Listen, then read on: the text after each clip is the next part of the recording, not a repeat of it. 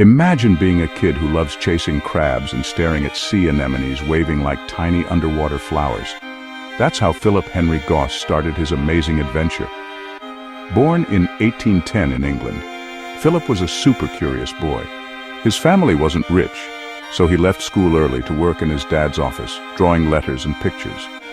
But Philip's heart was in nature. He loved God's creation. The Bible was his guidebook, and every bug or bird was a clue to the Creator's genius. Little did he know, this faith-fueled curiosity would change how we see the sea. As a teen, Philip moved to Newfoundland, Canada for work. It was freezing and wild, but he spent his free time hunting insects and drawing them like treasures. People called him that crazy Englishman collecting bugs. He wrote his first book, The Canadian Naturalist, full of stories about birds, plants, and how everything fit together like God's puzzle.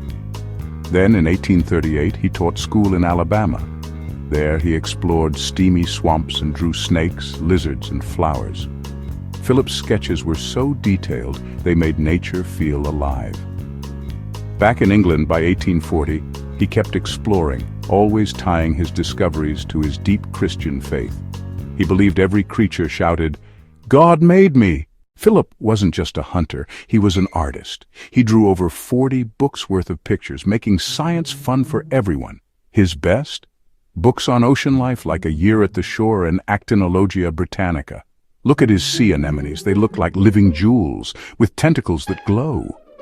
He captured Jamaican birds in flight and tiny spinning rotifers under his microscope. These weren't boring sketches, they were colorful explosions of God's creativity.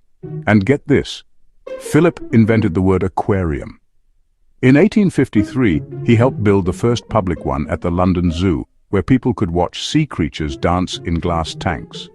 Today, our aquariums are full of his friends, starfish, crabs and fish, proving his drawings were spot on.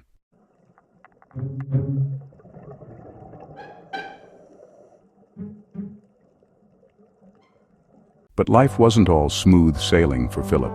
His faith made him brave, but it brought big challenges. In the 1850s, scientists like Charles Darwin were saying Earth was millions of years old with creatures evolving slowly. Philip didn't agree. The Bible said God created everything in 6 days. So, in 1857, he wrote Omphalos, a bold book saying God made the world ready-made like a tree with rings or Adam fully formed as a man. It was his way to blend rocks, fossils, and faith.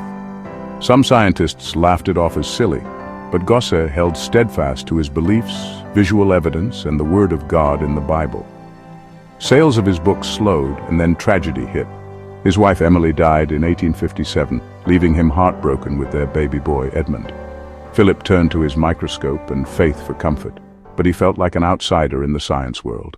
Despite the tough times, Philip's impact ripples today.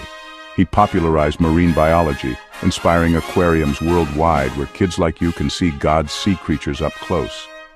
His books taught thousands to love nature, and he added new species to science's list.